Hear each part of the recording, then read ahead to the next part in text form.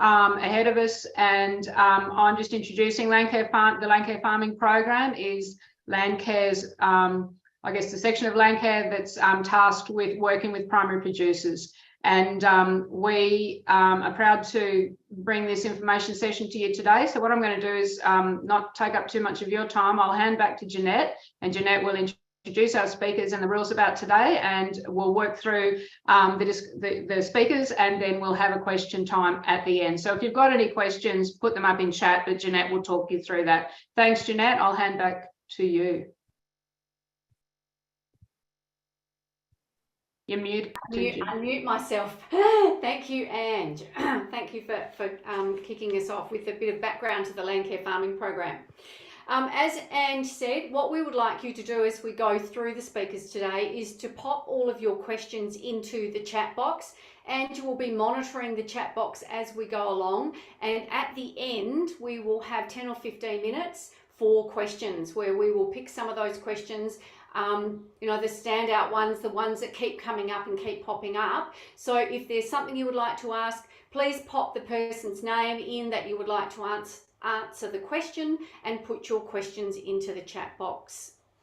And as we will be recording this session, and it will be available on the Landcare website following the session if you want to go back and review any of the sessions that we've had. So to kick off today, I would like to introduce Professor Richard Eckhardt. Richard is a professor at the Sustainable Agricultural Systems in the University of Melbourne, and a director of the Primary Industries Climate Challenges Centre. His research focuses on carbon farming and accounting towards carbon neutral agriculture, managing extreme climate events, and options for agriculture to respond to a changing climate. So today, Richard is going to lead us through a presentation on understanding the carbon landscape. So welcome, Richard. Thank you very much, Jeanette, and to the other speakers online. What I'll do is a short presentation just to introduce the background to why we are where we are, and then hopefully the other speakers will get into specific areas around carbon markets and around soil carbon and specific issues. So what we know is that the world was for the first time set on a course towards low emissions production from all sectors by the Paris Climate Agreement. We saw the agreement talk about balancing emissions and sources and removals, in other words, net zero by 2050. And all that the more recent Glasgow Agreement did was increase short-term ambitions. So you see the Australian government come up with not just net zero by 2050, but 43% less by 2030. Now, a recent publication by a colleague of mine that I work with in the International Livestock Research Institute, Claudia Arndt, just published a paper establishing that pretty much what the New Zealand target is for methane is what the contribution of livestock, in particular methane from livestock, would need to be by 2030 and 2050 to make its equitable contribution to 1.5 degrees. So there's no doubt the pressure is coming. What we have seen, though, is that the major supply chain companies is where all the action is. We probably made the mistake for about a decade expecting government leadership in this area, when in actual fact, if you think about Australian agriculture, we're about 70% export focused, and therefore it's more important for farmers to know what the supply chain are setting in terms of targets rather than what governments are setting at targets.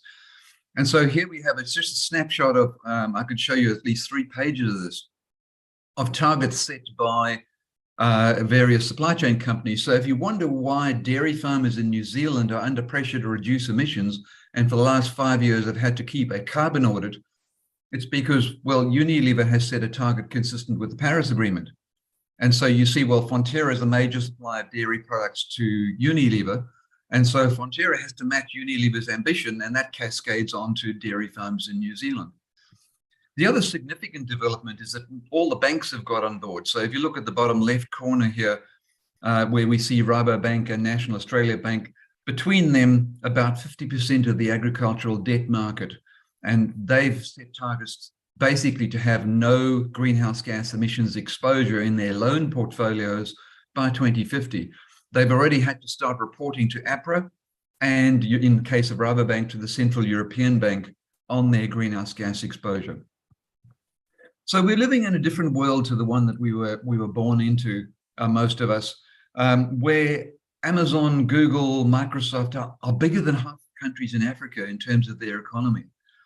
The multinational supply chain companies, of the 100 largest companies in the world, 69 are companies, not countries anymore. So actually, it's what the consumers and the perception of shareholders is where the drive is coming from for low emissions production.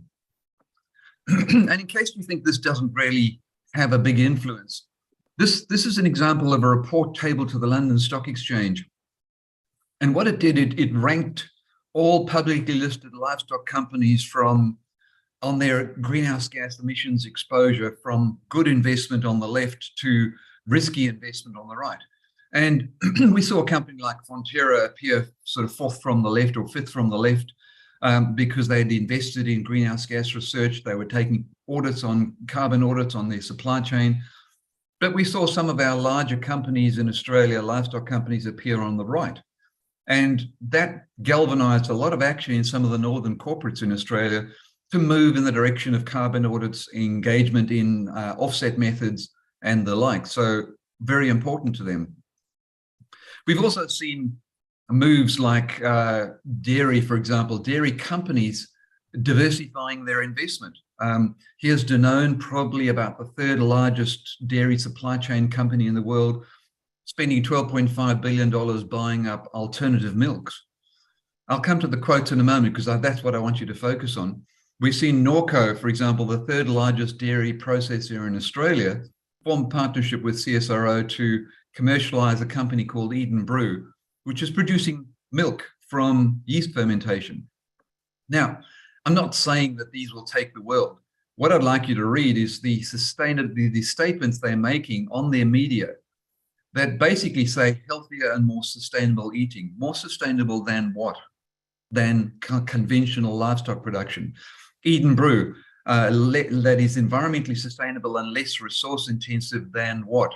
And that's the message that is out there in the public. Whether it's right or wrong, I'm not making the judgment. I'm just saying the pressure is on. So we see responses to this pressure from a number of industries. The Australian red meat industry announcing a target towards carbon neutrality by 2050. And you see why they're doing this is actually because they've got competitors around the world doing similar. So the state of Mato Grosso do Sul with their carbon neutral initiative, and the carbon neutral Brazilian beef brand, which is making inroads into Europe. We don't think it's nearly carbon neutral on integrity standards, but it's still making big inroads. We've seen a lot of action recently in New Zealand. I mean, who would have thought that a country like New Zealand would clamp down on agricultural greenhouse gas emissions like they have? 49% of New Zealand emissions come from agriculture, about 36% from the dairy industry, about 28% of New Zealand's entire emissions profile comes from methane from dairy cows. And so they can't actually make any progress on international agreements unless they have some strategy to cope with methane reduction. And so you see that they've introduced a research levy. Farmers would call it a tax, but it's actually a levy to provide solutions for farmers to respond to the targets. So that's there already. That aligns with the California target of 40% less methane. Think of California. They have large feedlots and feedlot dairies in California. And so that 40% target has actually made quite an impact. And these all align with about the level of the global methane pledge that came up at COP26 in Glasgow. And we now know Australia has a plan to sign that agreement for a 30% less methane. That would be not 30% less net methane, that's 30% absolute methane. In other words, you can't plant trees to achieve the 30%. It's an actual reduction in methane from both mining and agriculture. Now, just a quick snapshot of companies that are taking advantage of the current environment we're in, where there is a first mover advantage in offering carbon neutral products into the marketplace. And we've seen two extremes here, livestock producers and wine. Now, unfair comparison, 95% of the emissions in a bottle of wine comes from energy use in the processing. There's not much to speak of what happens in the field. Whereas livestock, it's quite a substantial challenge. And in the case of those listed here, they are merely buying offsets to achieve the carbon neutral outcome, because reducing methane is still a challenge. But here's the important part that I think I'd like to leave as a takeaway message, is that to access premium markets, we have this window between now and 2030 where first mover advantage, the Jigsaw Farms example, that where we conducted a carbon neutral audit on Jigsaw Farms and they were able to access a premium carbon neutral wool market in Italy. That's possible between now and 2030. After 2030, the supply chain will be requiring that low emission. And so we'll switch out of talking about carbon credits in agriculture. That'll become old language. We'll be talking about insetting, not offsetting. In other words, keep your carbon, keep your soil carbon for yourself. Keep your tree carbon for yourself, because you will need it to access your own supply chain to demonstrate that you are reducing your footprint alongside that. I'd also like to point out the fundamental difference between carbon sequestration offsets and emissions avoidance offsets that I think the market is starting to understand, and certainly the banks seem to get this difference. Carbon sequestration, by definition, you are storing carbon in soils and trees. By definition, it's a finite accumulating stock. You cannot indefinitely plant more trees or indefinitely grow trees. They will tail off at a certain level of growth. The more you sell out of that pool of carbon, the less you have for your own supply chain access by 2050. So I really question whether this is in the interest of farmers to be selling these rather than just doing it for the right reason and keeping them as their own inset. Emissions avoidance I see quite differently, in that if you send animals to market 3 months early, that's 3 months methane they didn't produce. You don't have to look after that for the next 100 years. It's a daily thing that happened. You sold them early, they're gone. You don't have to spend time looking after that. And so the risk profile between these two sources of offsets is vastly different. The top one, carbon sequestration, is highly dependent on rainfall, drought, bushfires. The bottom one, if it didn't happen, it didn't happen. You could sell that right up until the day the supply chain require you to be low carbon. Now, this is what's emerged out of conversations with the supply chain. And that is that how are they going to achieve their markets? They've got targets.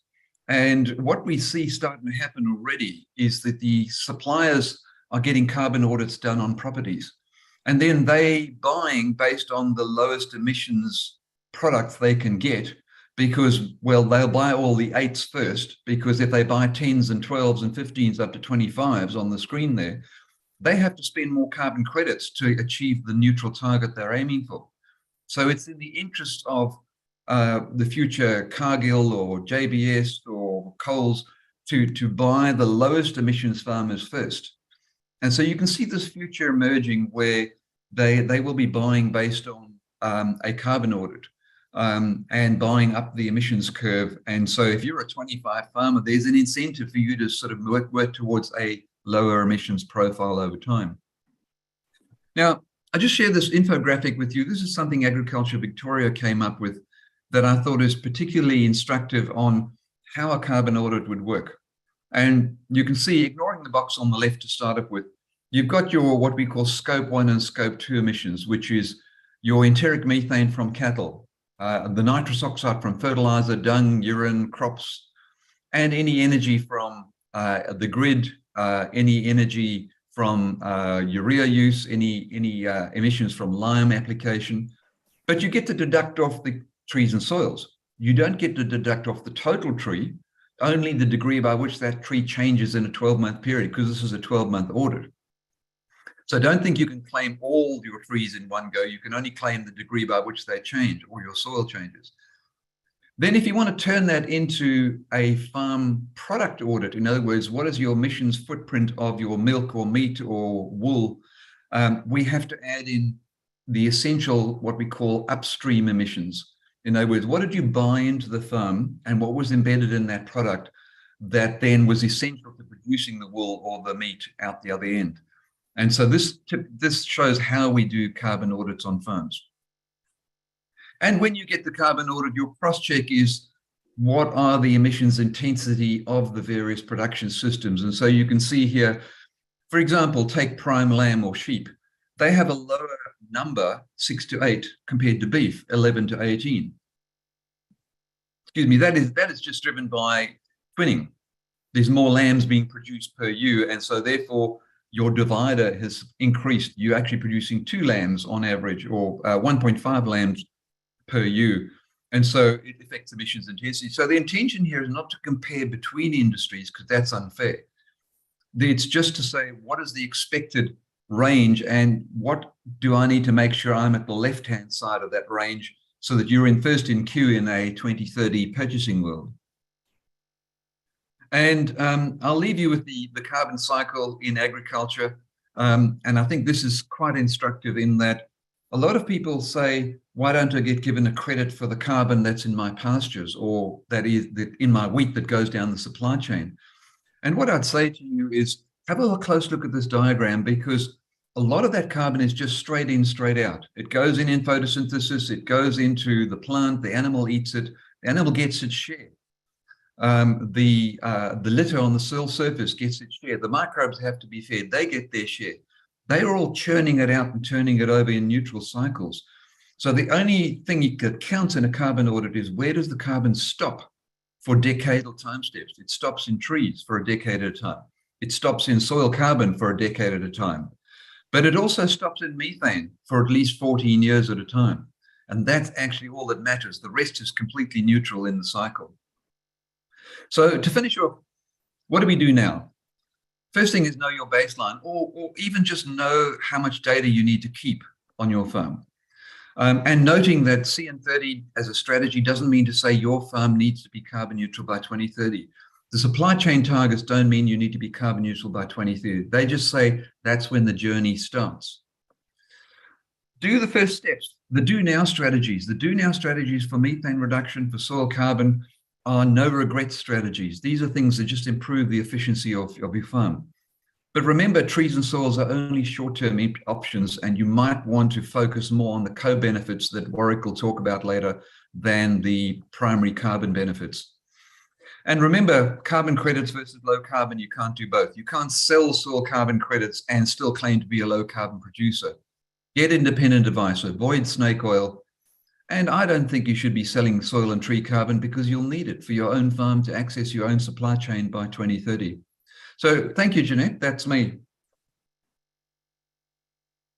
Thank you so much, Richard, for setting the scene. And certainly, you know, we are seeing the pressures on in agriculture through the consumers and the shareholders for us to move in this space. And I think for me, the talking about insetting rather than offsetting was certainly something that we've been discussing in our business as we move into the future. So thank you once again. I would now like to introduce Warwick Badgery, and Dr. Warwick Badgery is a research leader with the New South Wales Department of Primary Industries, and he has over 15 years research experience on improving the profitability and sustainability of grazing systems and mitigating greenhouse gas emissions under a changing climate. Today, Warwick's going to lead us through a discussion on soil carbon, the basics, and understanding the opportunities and risks. Thank you, Warwick. Thanks a lot, Jeanette. Today, I'm going to really pick up from where Rich has left off, which is probably no surprise. But really focusing in on the soils component of this, and probably a few key things to sort of remember is that with soil carbon, all that carbon must come through plant biomass at some point. So that photosynthesis is really the driver of the carbon into the soil and the productivity. So today I'm just going to go through the basic concepts you need to understand around soil carbon, and then really look at this from a risks and opportunities perspective, so that we can help you make decisions about what you might want to do with soil carbon in your business. Yep. Hang on a second.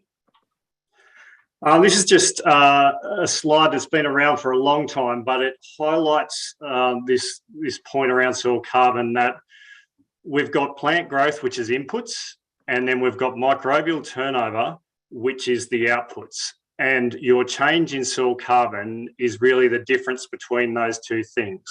And so when we have a land management change, what that is going to store additional carbon, usually what we're doing is reducing, we're either increasing the amount of plant growth that's going in, or we're reducing the microbial turnover, usually from lowest disturbance in the system, that will stop the losses. And so, but it's important to remember that soil carbon is a pool. And so it will not, those changes will not be perpetual. They'll not be at the same rate forever. And I'll go into a little bit more detail about that as I go on in the presentation. The other thing important to think is soil carbon is actually a really diverse grouping of material that's in the soil. They all have organic origins, and we classify those in different ways. But it's important to note that they are different. And when we're talking about soil carbon, we're not talking about plant residues that are on the soil surface. We're not talking about roots and plant material that is greater than 2 millimeters. That is material that Richard mentioned will turn over very quickly. And so the majority of that's actually lost within the first 12 months and isn't actually going into our soil carbon pools, which we want to last for a lot longer periods. So generally, we classify organic matter into 3 pools, particular organic carbon. This is usually the newly formed carbon that's more coarse, and it's the carbon that is less stable. So it's a pool, and I'll show you an example later where it's actually quite prone to being lost. The humus pool, humus is probably an older term. We like to call it sort of stabilized carbon now, because there's a lot of, we like to talk more about that being a protection, and usually that's that coarse material that's been broken down. So microbes have actually broken that down. It's small bits of material that have then bonded or been physically protected in the soil. And then the last pool is our resistant organic carbon, which is our charcoal component. That's the stuff that's really stable in our soil and often can last for centuries. So we don't usually see a large change in that resistant pool. So what we're really interested in is getting when we're trying to build carbon, is getting into that humus pool, that more stable pool. And I'll talk a bit more about how we might do that in the coming slides. The other really important thing to note is when you're assessing soil carbon on your own farms, there are some unique limitations to your farm. You cannot just continually build soil carbon.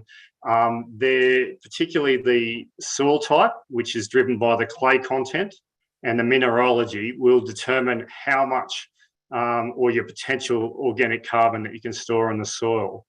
Then you've got your climatic influences, and that's impacts not only how much rainfall you get to grow the biomass or the plant biomass, but it also impacts the degradation. So usually hotter, wetter climates, we're having greater losses.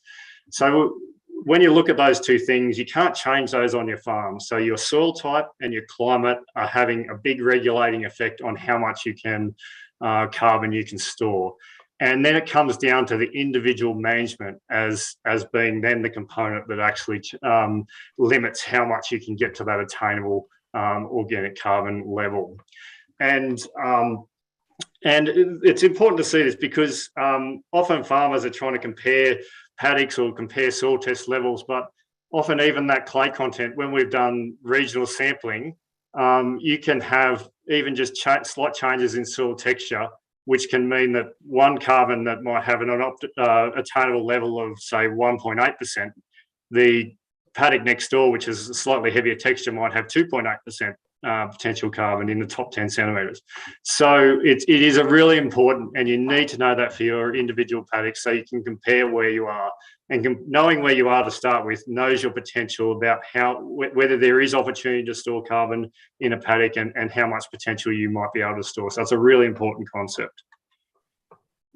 These are just some levels that we developed from some sampling for the Cowra Trough area. So that's just a soil type that's in the central west of New South Wales.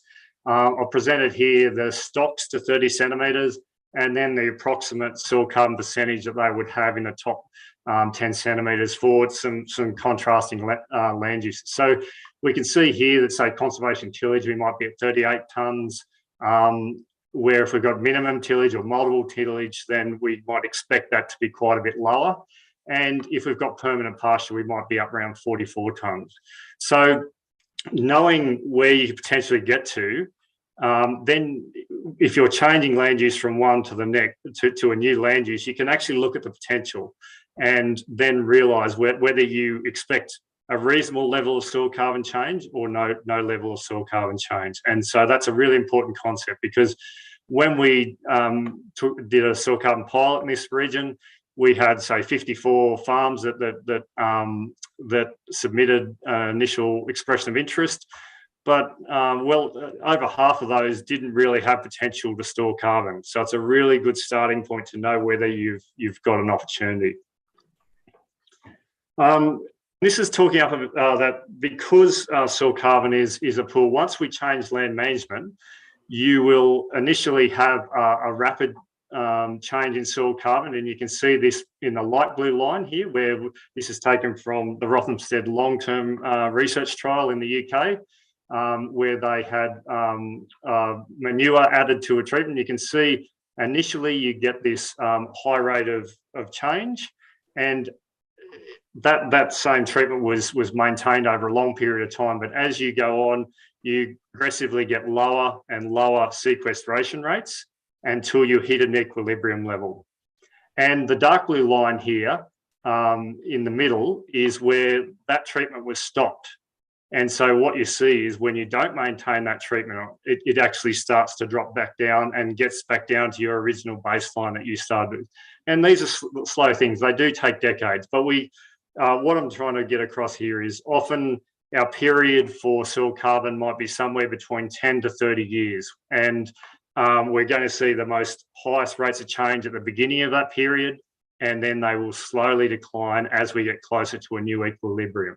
So if you do measure soil carbon and we pick up high rates of change, as we go on, those rates of change will start to decline.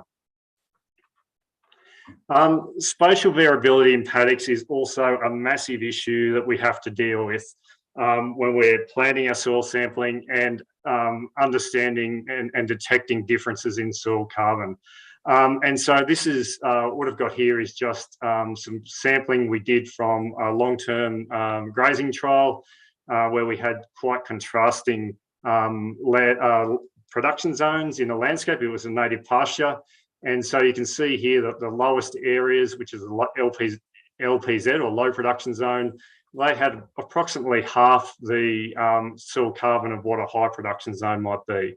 Quite often, even when we're trying to zone paddocks up on things that we can measure, like topography, soil type, plant productivity, we still don't see we still can't match this variability very well. So my point I'm trying to make is that variability within a paddock makes it really difficult to detect significant differences in soil carbon change.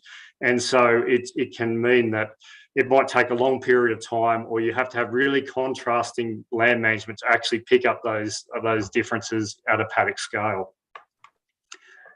We do pick it up over time, but again, it's having the confidence that you're not just picking up error, and that's one of the challenges we have. So just going through some of this is not a comprehensive list. I'm just going through some of the land management changes that you can implement that will store carbon in the soil that we've got evidence for. And just to give you a bit of an idea, but this is no way an extensive list. So converting from cropping to pasture is probably one of the more reliable ways, because we know that you decrease the disturbance, so you decrease the loss of carbon. Usually you're getting greater root production in the pastures that you're sowing. And so over a number of studies, we've sort of picked up over a 5-year pasture phase, somewhere between 0.74 and 0.78 tonnes of carbon per hectare per year can be stored when we convert from cropping to pasture. When we go out to sort of longer term monitoring, that drops because of that issue that I talked about declining sequestration over time, and that rate drops down to about 0.26 in a 25-year study, or 0.4 tonnes of carbon per hectare in a 13-year study. But some of those had a little bit of cropping in those rotations as well. So we haven't got really a lot of comparisons where we can look at long-term differences, but it gives you an idea of what we can expect.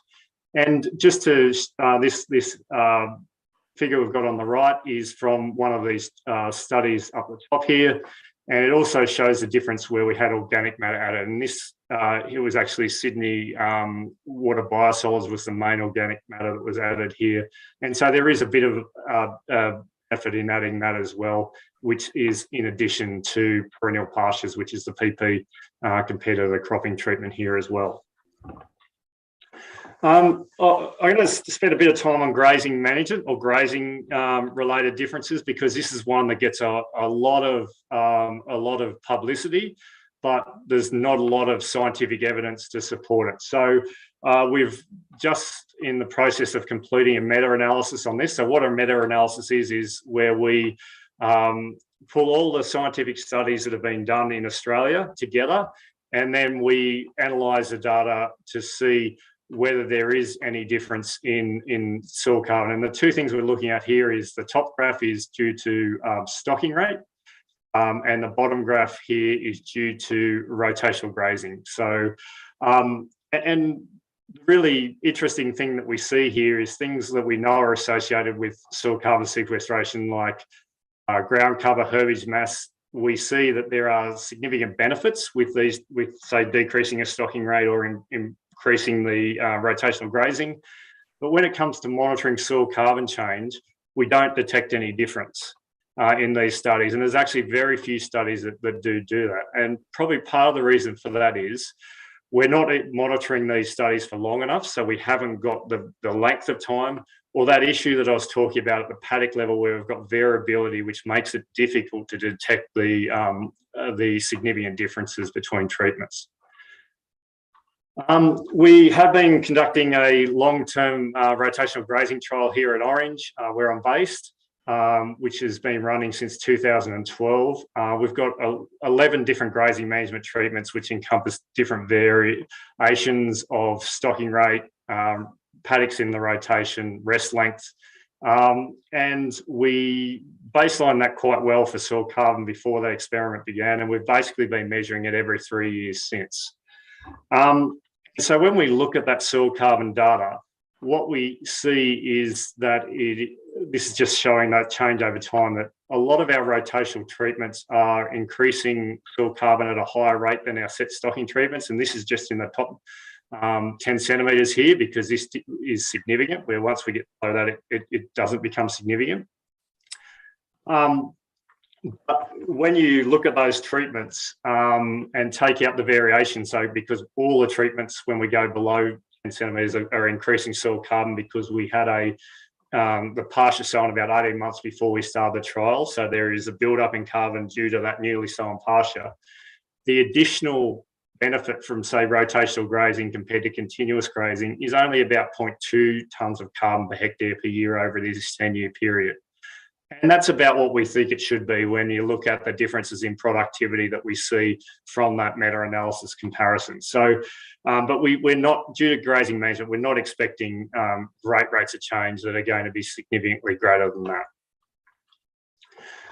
The third and final area I'm going to focus on is around increasing soil nutrients. And the reason I'm going to focus on this is, one of the reasons we've been successful in Australian agriculture is we've actually mined the organic matter for the nutrients in our agricultural systems over a long period of time. And so we've used those nutrients for productivity. And that's part of the reason that we're now got low soil carbon, is because we're sort of just replacing what we're using. And there's not additional nutrients in the system often to build soil carbon back up. And this is part of the reason that we're not doing it. So I'm going to show you some examples today from a pasture system and from a cropping system, where if you do add those additional nutrients to help build that stable organic matter, or that stabilised organic matter, then you can actually increase soil carbon. So the first example here is from a long-term trial that's at Ginninderra on superphosphate has been added to the soil. When this was sampled at the end of the 20-year trial, there'd been on average 0.5 tonne of carbon per hectare year increase down to 60 centimetres with high rates of superphosphate fertiliser. It was also adding about 41 kilograms of nitrogen per hectare per year. We can also see the same in a cropping system. So this is from a cropping trial here over a shorter period of time. This was only monitored over 5 years, but the difference in soil carbon was actually quite large. So they put on additional nutrients purely to try and stabilise the crop stubble that went on, and basically to stabilise 30% of the crop residue that was produced, and there was 9 tonne of stubble. And where they'd added that extra nutrients, then about 76% of that crop stubble had degraded when it was incorporated, compared to only 12% where those additional nutrients weren't added. And that resulted in an extra 8.7 tonnes of carbon per hectare, down to 1.6. So a lot of that carbon was actually deeper in the soil over a 5-year period. So it just highlights that the nutrients are a key part to building soil carbon, because you're actually tying those nutrients up, and it's part of feeding those bugs to break down that organic matter so that it can be stabilised. The sort of some studies that were done indicated, sort of this was taken about 10 years ago, 12 years ago, that it was about $250 a tonne to stabilise carbon in the additional nutrients that were required.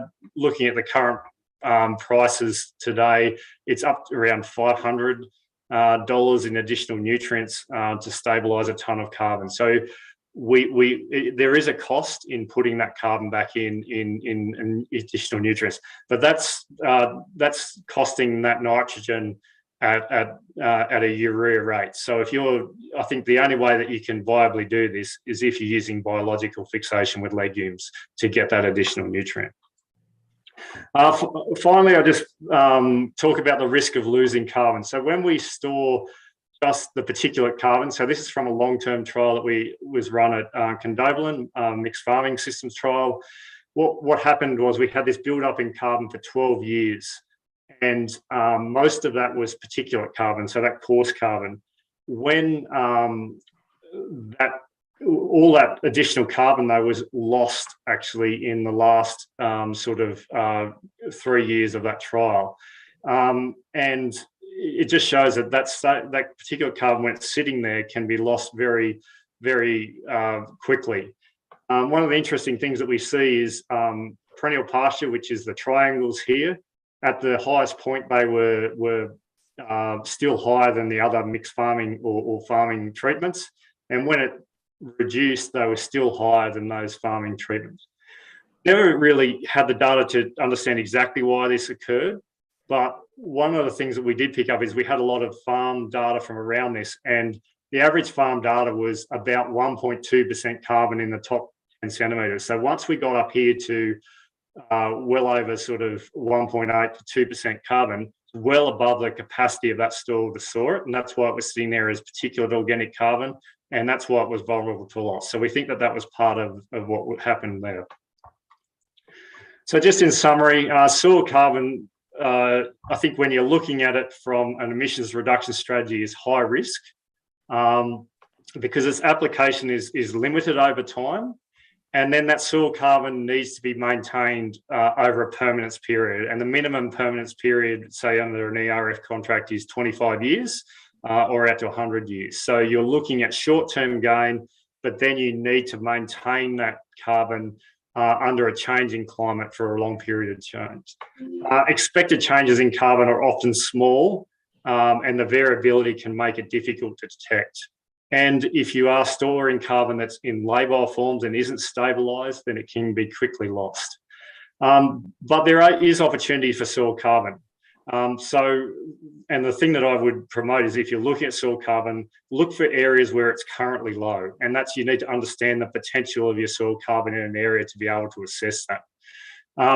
Use changes in land management which are supported by data, so you have confidence you'll actually build that. And then finally, by boosting your organic matter, you'll boost your productivity through the supply of nutrients that are supplied by that additional organic matter. And you will have production benefits that are associated with. So that's all I've got. Thanks a lot. Excellent. Thank you, Warwick. There's been a lot of questions being popped into the chat box as we've gone along through that presentation. So perhaps you might like to, while we're continuing through, have a bit of a review of what's been popped in there, and you may even be able to answer some of them, Warwick. I guess my big takeaways was that importance of really understanding our soil types and the variability that we have across paddocks and across our properties, so that we're aware of where we are, and then maintaining those treatments as we go along. So thank you very much, Warwick, for that presentation. I'll now move on to Dr. Stephen Wiedemann. Stephen is an agricultural systems scientist and managing director at Integrity Ag and Environment. He's a leading expert in carbon footprinting and baselining, emissions reduction, carbon offset project development, and carbon neutral certification. So today he's going to lead us through a discussion to understand the carbon markets, I should say. Thank you, Stephen. Excellent, thanks for the introduction, and we've had a great rundown from Richard and Warwick on some of the science particulars, so that's a really good starting point for this presentation. So just to add to that introduction, Integrity Ag and Environment, if you don't know anything about us, we're a company based in offices in Queensland, New South Wales and WA, and a lot of work around carbon biodiversity baselines, CRF project development, and across a whole range of agricultural industries. So I'm going to try in 15 minutes to give you an overview of carbon markets. Can't go to all the detail of that. It's actually a big and fairly complex area, but I'm going to give you a whistle-stop tour and a broad appreciation of what it's all about. One way you can interact with the carbon space. Firstly, the market was established by legislation by the federal government, and that was over a decade ago. It received bipartisan support, so it wasn't killed when there was a transfer of government, and so it's reasonably stable now, we'd like to say, a decade later.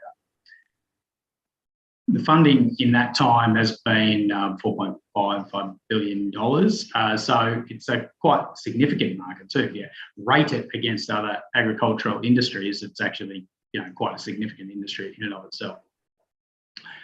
And it really underpins Australia's action and the government action to reduce net emissions.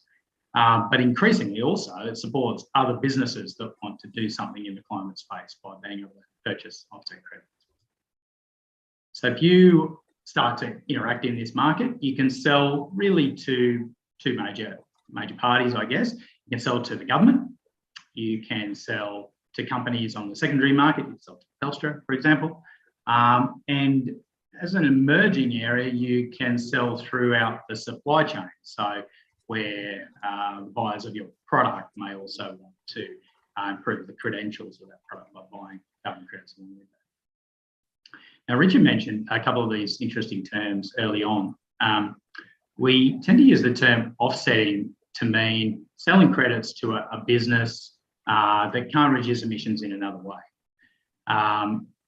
We're also starting to use the term insetting to mean where we're using credits to demonstrate a low or carbon neutral business or supply chain. Now, right at the moment, you can use a credit for either purpose. And in an emerging sort of area in insetting, there'll be new ways to demonstrate that we're really storing carbon within our own supply chains as well. Now, to the basics of how this market works, there's a whole range of important standards that underpin it. Firstly, carbon abatement needs to be additional beyond industry practice. It needs to be permanent, and that means either 100 years or, in the context of the Australian market, also 25 years. You can't store carbon or reduce emissions in one area and then increase them dramatically in another area. That wouldn't achieve anything. So we call that avoidance of leakage. It needs to be based on science, it needs to be measurable and not inconsistent with the National Greenhouse Gas Inventory, which is how we measure emissions across the whole country. It needs to be conservative and internationally consistent. So these are the integrity standards that underpin the whole program. Just a snapshot of this market, and I'll start with the recent 14th auction. I mentioned the government is a major buyer. So they enter the market, they run a reverse auction system where you can sell credits to them, and then this is the recent results. Now, over time, they run a forward contracting auction, so you're selling future abatement, and so you see that the first auction, quite some years ago, much of that has been delivered, whereas the most recent auctions, it's contracted to be delivered in the future. Of those projects, most are in New South Wales, followed by Queensland and WA. And you see the cumulative volume over time. You see in that agriculture and land-based or vegetation in particular are the really big contributors to abatement. So over time, we've seen quite some variability in price, and the government, being the major buyer, has had quite a lot of influence in controlling that price one way or another, changing the way the market works. I think we're at a point where there is a transition going on from the government as the major buyer to more and more companies participating. So in that sense, it's becoming more like a standard sort of supply and demand market. And in that sense, we look at this across global carbon markets, and not without the risk of shocks. And we've seen shocks that have brought down the price, but the general trend has been up. And if you look at supply and demand metrics, I think it's pretty likely that the price will continue to rise. That's around $30 mark at the moment, and peaked out at 57 last year. So there's two broad ways you can generate a carbon credit, and a carbon credit is the product that you trade. In fact, it's called an Australian carbon credit or an ACCU, and it's equivalent to a tonne of abatement. Now that could be emission avoidance, so you're reducing emissions, or carbon sequestration in soil or veg. You're storing carbon. And to do that, you've got to follow a specific government-approved method. It's not just come up with a good theory and hope to get it through. There's a rigorous process for developing a method. There's a rule book. There's often a calculator you've got to follow, and you've got to follow it to the T. So you identify one of those options that you have available to you. You register a project, really the first step after you've done your due diligence around that. You deliver on that project, report against it, it's audited, and you receive carbon credits. And then depending on your sale avenues, they may be full contracted, or you may be able to hold them for sale as you see fit. So that's really outlined here. There is quite a process to go through. So it's not beyond the possibility that you could really step through that and really understand it yourself, but it's often something that people seek advice over as well. So those methods there, I mentioned there's a number of agricultural methods are ones that are targeting agricultural emissions there. These top three are emission reduction methods. The big industry has been pretty proactive in that, generated quite some credits, and see also the beef industry has a method called beef cattle herd management, which is about reducing emissions in cattle herds. So there are some options there. Then carbon sequestration has been a big boom area in more recent times. Several hundred projects have been registered and quite at a rapid pace in recent times, but not a lot of abatement's been delivered. They're pretty early on, and I'll get to later, it takes quite a while to generate credit. So that's partly why there's not a lot of credits there. And really the big heavy hitters are human-induced regeneration. So I'll unpack that in a little bit. So I thought, I can't cover everything. I certainly can't cover all those methods, but human-induced regeneration is one of the big methods, and it's worth understanding a little bit of what drives it. Firstly, this is a method that's about regenerating natural vegetation. So the mechanics of that are areas that have less than 20% canopy cover, being regenerated to areas that have more than 20% canopy cover. To do that, you've got to introduce land management practices that enable regeneration and that continue to support that over time. So it's not exclusive of grazing. You can graze, but you've got to be able to do that in a way that supports regeneration.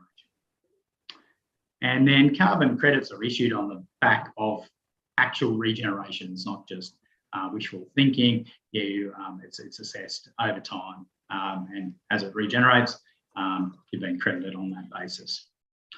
Usually that means you're checking in 3 to 5 odd years is when you're demonstrating abatement usually, and then from that point onwards it can be ongoing. So as mentioned, there's been a lot of projects registered here, over 370 active projects covering 30 million hectares. It is pretty popular really, if you think about it. And about a third of properties by our recent analysis in the Mulga Belt across Western New South Wales and Queensland have got a registered project. So it has been, seen a lot of uptake, but then again, there's still a lot of land that could be put in those sort of projects as well. If you just look at the yield of ACCUs, and this is dividing ACCU yield by total project area, so it's conservative. Most projects would have less in their carbon estimation area than in their project area. But just as a really rough and ready figures, looking at a tonne of CO2 equivalent sort of per hectare of a project being put in, and oftentimes whole properties are being put into projects. So it's only actually occurring that on a fraction of the property. And you see here the projects have continued to build over time, and plenty of projects being registered, up to 90 a year. So that method alone is delivering almost a couple of $100 million of value to landholders. Just to give you a little snapshot of what that looks like when you're doing an assessment for a property, you're trying to work out what the potential is for regeneration. Now, you have a lot of understanding about that on your own property. You would know, are there seedlings there? Are they actually regenerating? Is it being suppressed by grazing at the moment? So you know a fair bit about that inside already, but you can also, of course, formally map that up, and that's a process that go through in due diligence really around understanding what's the forest potential in that area, which is cover of sort of 5 to 19%, and what's the potential forest cover area. And they really make up, if it's above 20%, it's ineligible. So that's out of the equation. And by doing that, you can work through and get a maximum amount of land that could be in a project. Now, that's likely to be much more than what will be, and much more perhaps than what you want to be. You have discretion over that, about what areas. You might pick one particular paddock that suits a project. But in all things to do with the market, compliance costs are reasonably high, so big projects have the best potential for stacking up. Now, wouldn't be worth mentioning HR without acknowledging it's under review at the moment, and the whole program is. And that's a good thing. You should welcome that, of course, to make sure it's got integrity and strength. It's supported by all sides of the market. So we'll be eagerly awaiting to hear the outcome of that review. I'm not going to spend a lot of time on the soil carbon method, but Warwick did a great job of unpacking the mechanics of building soil carbon. But just one slide really on how you actually get credited. You start with taking a baseline, and there's after you register a project, you go out and literally core country and determine the amount of carbon stocks there. You've got to do minimum 30 centimetres and go to greater depth. And then you come back and sample again at a later point, is the general basis of it. And the difference between the soil carbon is what you get credited on. Now, if you've increased emissions for other reasons, you've added fertiliser, you've increased stock numbers, you may have more emissions. And to avoid this leakage risk, you need to deduct those emissions from what you get credited for. Also, in that first 5 years, you're deducted two more things. One is if it's highly variable, the sample, the soil samples, there's a variability discount in effect. And also, until there's a demonstrated trend of improvement, there's a further discount that's applied to ensure that it's conservative and you don't need to pay back later. Abatement that was, like Warwick was talking about, was all particulate carbon, for example, and then was subsequently lost. So there's a number of safeguards, but it is a mechanism. It's there, it's available, and it's proven to be quite popular at the moment. Just in really to wrap that up, this is a pretty interesting, I call it a new market. It's been around for a decade, but it's still gaining traction, and with increasing price and price expectations in carbon, it's still gaining traction by the day. It does separate carbon from land assets, so that has whole new interesting dynamics to agriculture. Carbon as a product is quite versatile. It's tradable. You can actually hold it from year to year. So it's got some advantages there as well. But there's some risks, and signing up to a sequestration project means a minimum 25-year commitment, and that practices need to support that sequestration. So it's not the sort of thing you enter into lightly. There's a really a need for a due diligence period. You need to understand how it fits, whether it fits with your business objectives, how it balances up with long-term productivity, possibly even land value implications with veg projects in particular, what restrictions may be involved. So look, it's not something to go into blithely. It's reasonably complex, but the opportunities can be considerable. So it's a good thing to at least understand what the opportunity might be in your holding. And if you've got some of those big ticket items, those big ticks, or there's clearly a lot of projects going in around you, that suggests there's something to look at. It is complex by nature, and that's not likely to change. So often, it's professional assistance is useful in navigating that. So I'll wrap it up with that. Thanks. Excellent. Thanks, Steve. Certainly a lot for us as primary producers to get our heads around as we learn to deal with this new carbon market. It's new for us, I guess, and quite complex to keep across.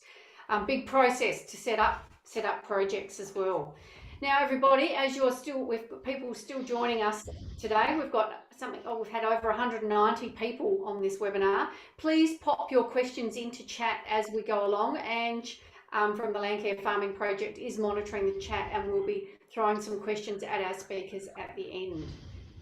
So now to lead us through a discussion around the economics and the cost-benefit analysis, I'd like to welcome Dr. Hayley McMillan.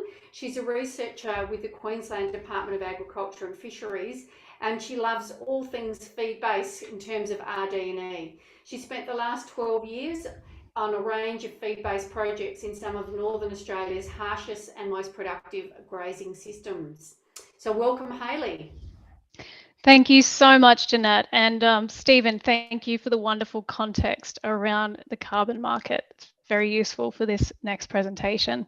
What I've done is I've created a cost-benefit analysis comparing a grazing-only scenario to 2 carbon plus grazing projects in a marginal production environment. So let me take you to the Maranoa region of southwest Queensland, to a family-operated grazing business which produces feeder cattle via self-replacing herd. They typically run around 4,700 head across 46,000 hectares. And today we're going to focus on one of the 4 properties that make up that total area.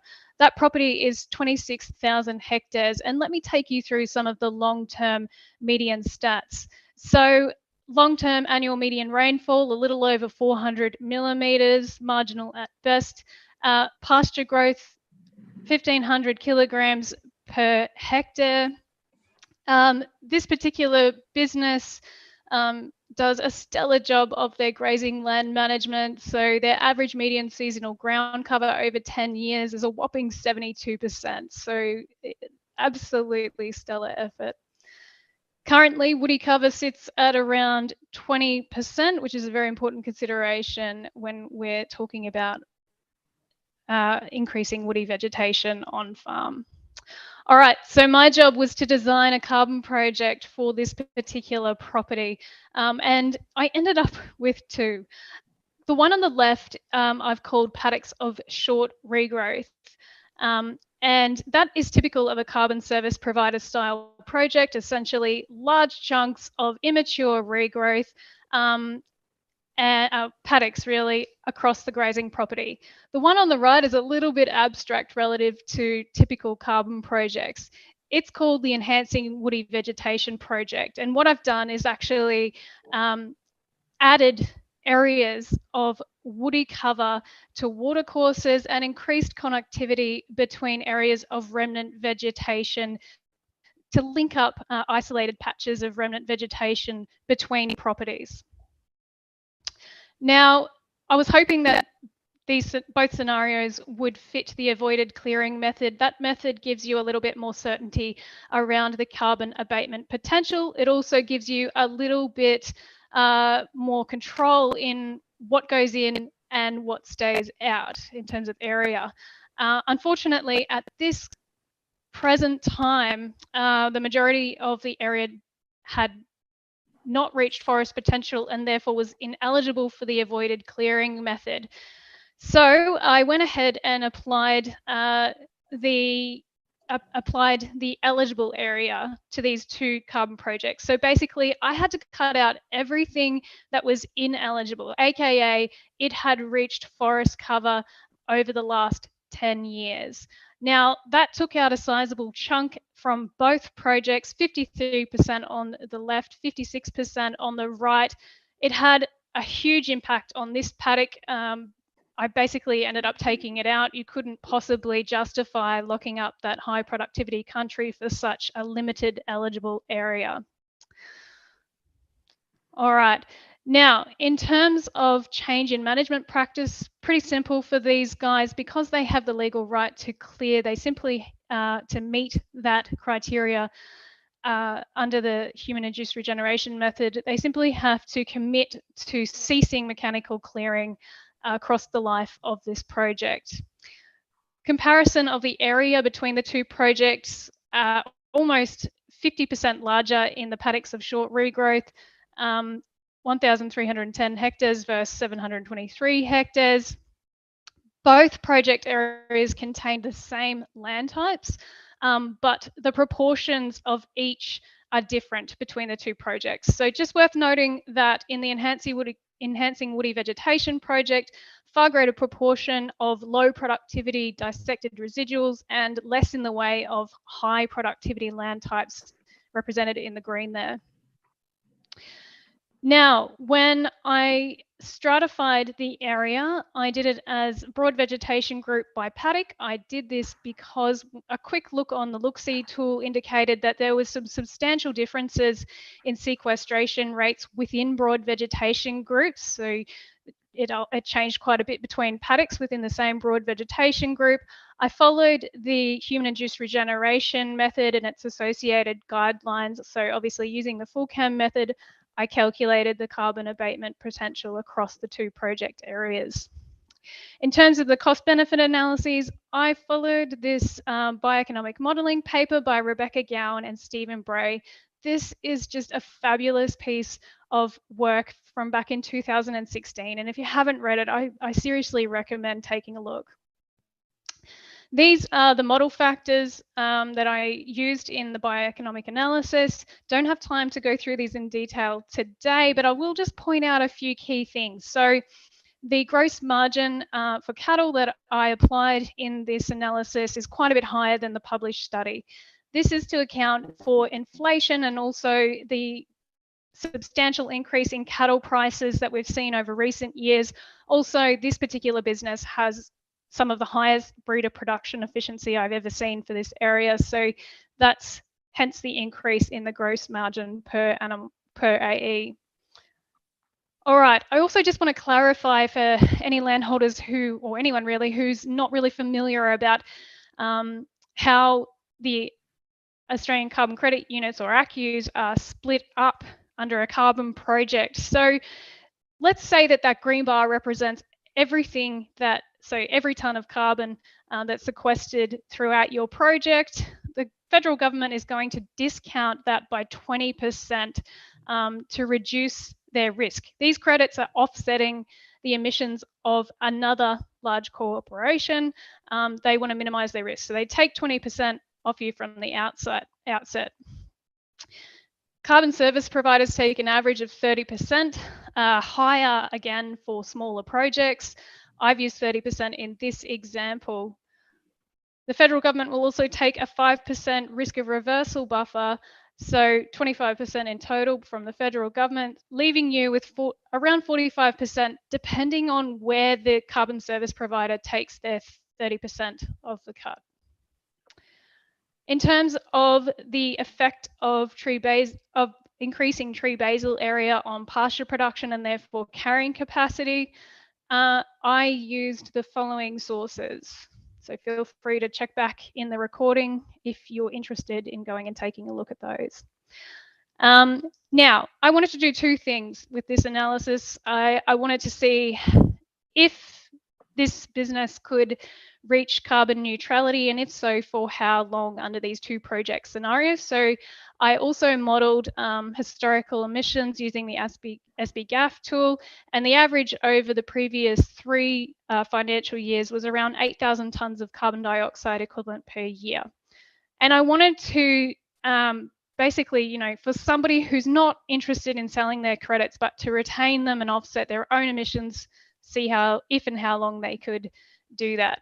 So in terms of the ACCUs that the landholder achieved over the life of the project, we've got between 70 and 80,000 tonnes of carbon dioxide equivalent under those two project scenarios.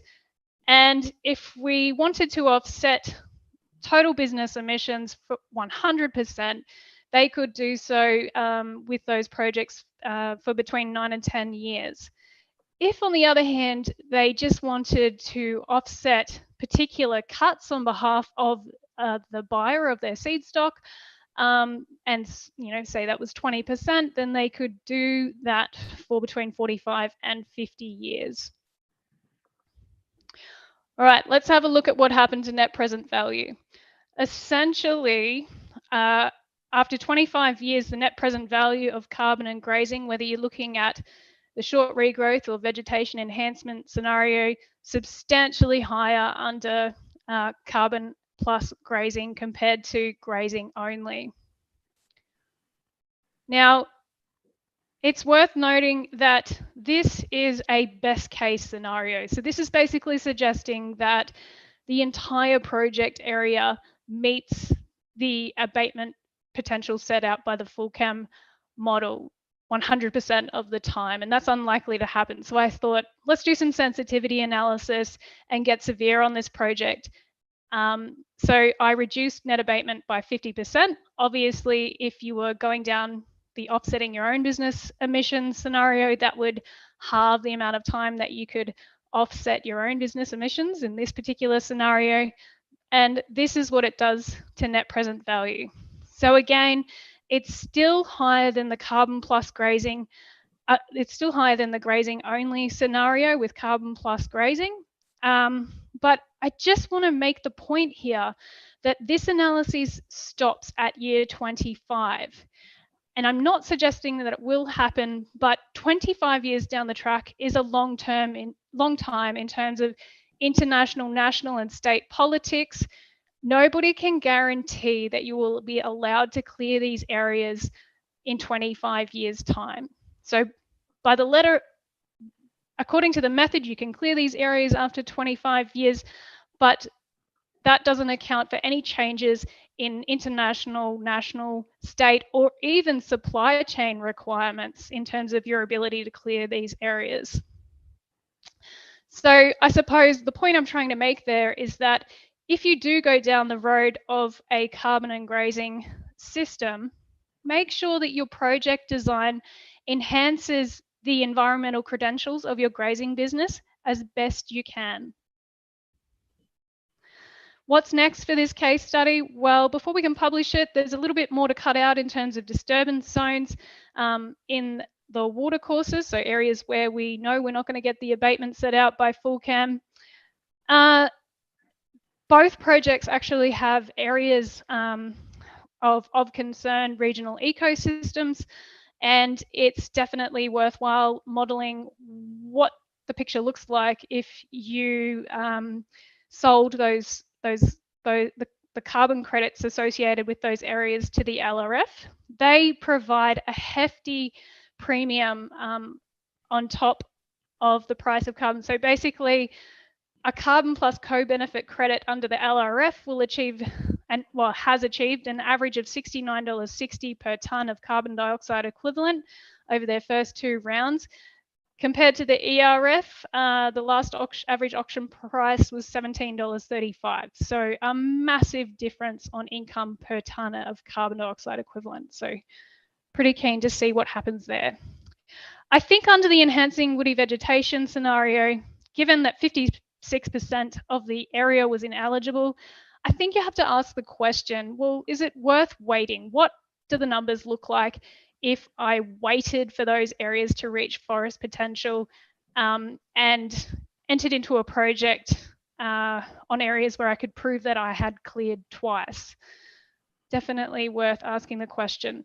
None of these analyses have considered land value, and that's something that I'm pretty keen to dig into further. And we've got a bunch more case studies to conduct across businesses participating in the Method to Market project.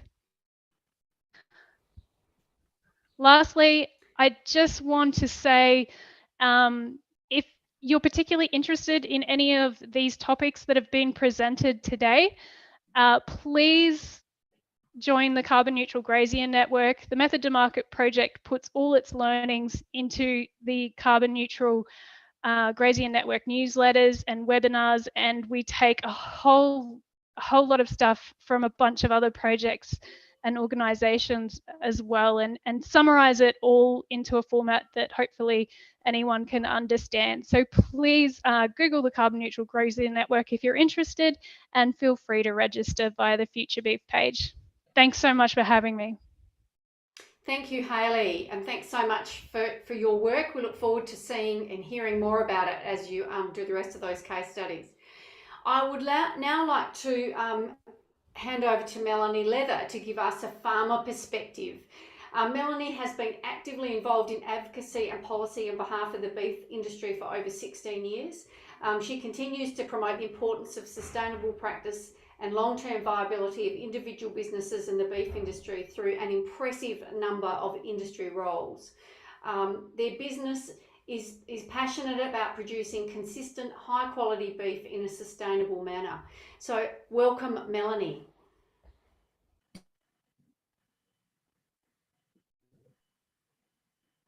Hi, thank you. I was just on mute then. My apologies. Look, thanks. And haven't we heard from some fantastic speakers already about the science and economics, and it's been wonderful to hear about it. Today, I'm going to give you a producer perspective, and Australian beef cattle producers are stewards of over 50% of Australia's landmass, and we play a critical role in managing land and water assets for future generations. So adapting to ecological challenges in a changing climate is crucial. It's not only for sustainable future for farming families and community, but it's vital for future global food security. So adopting new practices are daunting for a business, especially when navigating the complex environmental system decisions. There's multiple service providers and there's competing market claims. So the red meat industry set the bold target to reach carbon neutral by 2030 back in 2017. And so far we've led the way. We've reduced emissions by 58% since the 2005 baseline. And we have a massive 7.6 million hectares of land set aside for conservation purposes. So this shows that our role is critical in reaching decarbonisation targets, and we hold solutions for carbon sequestration. So how do we maximise our opportunities? It's important to identify the priorities for your business and understand the best management I'm just trying to change slides, sorry, which isn't working. There we go. First, identify the priorities for your business and understand the best management for your environment. Engage experts to complete feasibility studies, and this helps to make informed decisions. And certainly what Hayley just touched on really highlighted that. And across our 3 properties, we've got 30 different regional ecosystems and 14 different land types. So as you would imagine, we need to take a very tailored approach, as each of our properties require different management and on-ground practices. So regional differences need to be considered. So understand your markets is also critical, as this will impact on your decisions around creating ACCUs as a saleable asset or retaining them for insetting purposes. And for our business and the markets we target, we see insetting and holding on to ACCUs generated as a priority. So I can't emphasize enough the importance of collaboration and building effective partnerships. Our business makes the most of every opportunity to participate in projects, produce demonstration sites, pilots, and ongoing education and training. These not only afford us the skills and resources to make practice change for improved management, but they also identify the gaps and areas where we can improve. So it gives our business the chance to trial ideas that we may not have had the funds or confidence to try otherwise. And it gives us a platform to share information and lessons learned. Data is king in this space, and we must measure, monitor, and record to set our baseline. And credible data is underpinned by science. That's the cornerstone for these successful projects. So this slide shows a list of projects that we're currently involved in with our family business. And as I said earlier, participating in the projects allowed us to trial ideas that we might never had the chance to do otherwise. It's exposed us to the best science and technology available, and it's allowed us to build networks with skilled people. And certainly all these on the presentations today are people that we've been able to build our networks with. So, for example, connecting with organisations such as the Queensland Herbarium has allowed us to baseline biodiversity of flora and fauna.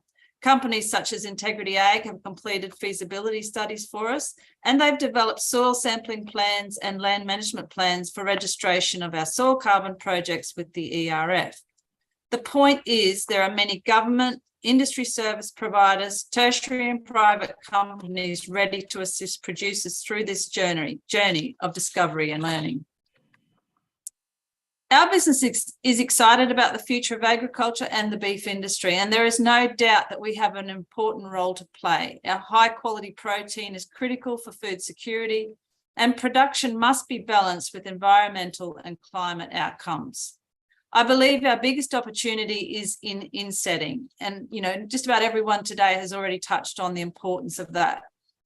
So this is where we really walk the walk, not just talk the talk. We can have verifiable claims about our carbon story along our entire supply chain, and with our ability to sequester carbon through soils and vegetation and future methane reductions through additives and legumes, we hold the key to carbon neutral protein source that can feed the world. This holds far less risk than offsetting, especially when we look at soil carbon, for example. Rainfall has a direct correlation to soil carbon levels, and through periods of drought, soil carbon will decrease. And being a finite stock, once it's sold, it is sold, which means you could have to buy back carbon stocks at a higher price than you sold if you offset with them. So our actions not only contribute to climate solutions, the co-benefits build resilience in our systems by improving biodiversity, enhancing our soil health, and improving water retention. We will have options to mitigate market barriers and diversify income streams if we choose to. So the challenges. So with every opportunity, there are always challenges. And I would urge that we all must educate and inform ourselves with carbon literacy and really understand what it will mean for our businesses. Our climate is getting hotter and drier, and already the whole planet is experiencing extreme weather events. So we need to think about how we will manage more extreme fires, floods, and droughts. How will we reduce emissions? How will we sequester carbon in our soils and vegetation? These are all questions we must seek the answer to. With a growing global population, the demand for animal protein will increase, But with increased livestock numbers, there will be increased enteric methane emissions. And how will we mitigate that? As temperatures rise, we will see a geographical shift of pests and disease vectors. This will affect food safety, human and animal health, and trade barriers into some countries. The snake oil salesman. Do we sign our projects over to aggregators? What will this mean to us long term? How much money will they take? And it's often a percentage for the life of the project. What will the payment terms be? Are you allowed to store credits? Who will pay the cost and manage the on-ground works? Who will own all of the data? Soil sampling is expensive, so who gets to use that data? Lots of questions and answers we need to find. The cost associated with soil testing and implementing practice change can be significant, and will any practice change impact on our production capacity? And once again, I think Hayley touched on that earlier. So things we need to really think about. But we also need to consider the cost of inaction. If we don't move quickly enough, will market access impact our businesses? And then there's the conflicting advice and confusion. For our businesses and most producers, this is a very confusing space. Most of the science and language is not what we are familiar with, and we rely on external expert advice. It's important that those advising us have integrity, and there are suitable rules and regulations to protect unsuspecting farmers from being put in vulnerable positions and signing contracts that will have poor outcomes for the long term. So solutions, be aware of the consequences of engaging with providers who will take a percentage of credits that are generated. This is work we must learn to do ourselves and then engage with experts who can advise us without signing away a percentage of ACCUs earned.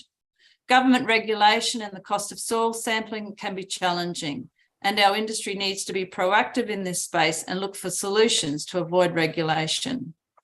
Government needs to support continual research and development and bring down the costs of baselining. We need to have feed additives available for rangeland grazing systems. Currently, they are suitable for feedlots, but we need to have suitable and affordable solutions for rangeland systems. We need to embrace renewable energy solutions like wind and solar to complement grid supply, and consider options for revegetation, whether that's naturally occurring through avoided clearing or planting trees. Once again, these are very regionally specific. For example, across our 3 properties, we require completely different management techniques. We range from on one property where we're planting corridors to link remnant vegetation, to another that's conducting feasibility reports on human-induced revegetation, and to our third, which has just signed up to the federal government's Enhancing Remnant Vegetation pilot. So you can see there's not one size that fits all. Each property has a tailored approach to maximising environmental outcomes. My key takeaways would be that collaboration, data collection, use of technology, and understanding changes within the carbon markets are essential business for beef producers today and into the future. So we need to upskill and engage with the right people. We need to understand our risks with offsetting any carbon credits and the value of insetting for our own individual businesses. I believe in the future, or it could already be the case, that insetting will become the focus for the majority of beef producers. And, you know, the speakers today have really already alluded to that fact. Thank you. Thank you so much, Melanie, for highlighting a lot of those challenges and solutions and the complex nature of what you're doing at the producer level. There have been some great discussion, which I haven't had a chance to look at, that's been going on in the chat. So thank you to our presenters for answering questions as we have ticked along through the session. And I'm wondering, do we have time for you to fire one question at someone, or are we just about out of time? I think we're just about out of time, Jeanette, but I reckon if we can just do a lot of the questions have been answered in some way by our presenters in this webinar, and I'm going to be talking to all these 5 people afterwards, and I think we can actually probably build on that a little bit if I can get more of their time. But one question I might throw at Richard that we haven't actually had too much discussion about online. Richard, if you can do this fairly succinctly, the use of fire cool burning and benefits that might provide for soil carbon. Can you just make a comment on that, please, Richard? Yeah, look, there wouldn't be a lot of evidence around that. In some ways, in the northern rangelands, if you get an appropriate burn, you might end up with better pasture growth in response, or better composition in growth. So, you know, a hot fire could actually destroy surface litter a lot more, and land up with losing potential future soil carbon. So it does sort of point to more conservative burn, or a burn for the right reason could actually be a benefit, but a burn for a hot summer burn of a lot of excess organic matter can lead to erosion of the surface layer of organic matter. So I suspect that a bit the same as the offset method for savanna burning, the time of burning actually turns out to have quite a benefit for species composition if you get it right. Thanks very much, Richard. Really appreciate that. And just to, we're just about needing to wrap up now, but we will be providing the answers to these questions, yes, with from this webinar. And as I said, I'm going to just reach out to our excellent presenters and see if we can just build a little bit more into those answers. Thank you very much for attending. And look, this is the first webinar of a couple. We'll be having a biodiversity webinar next year, and we'll keep you posted on the date of that one. And I just want to say thank you for our 5 excellent presenters. They are excellent thinkers, smart people, and heavily invested in our agricultural industry, but also in the care of the land. So it's a very nice crossover for us. Please reach out to me or to the presenters if you have access to them, any further questions that we can help you with. And I just once again like to thank all the presenters. It's been wonderful. We could have had, this could have gone on for 2 days, as you all know. We've had to push stuff into a very short time frame. And also thank you to everyone that's jumped onto this webinar and asked all these excellent questions and listened. This is a changing industry that we're in, so it's important for us all to keep a track and be open-minded and be looking at good advice and good information to make decisions. So I'll hand back to you, Jeanette, and thank you so much, everyone, presenters and participants. It's been excellent. Thank you, Ange. So yes, thank you to our speakers, Richard, Warwick, Stephen, Hayley and Melanie. We really appreciate your time and effort.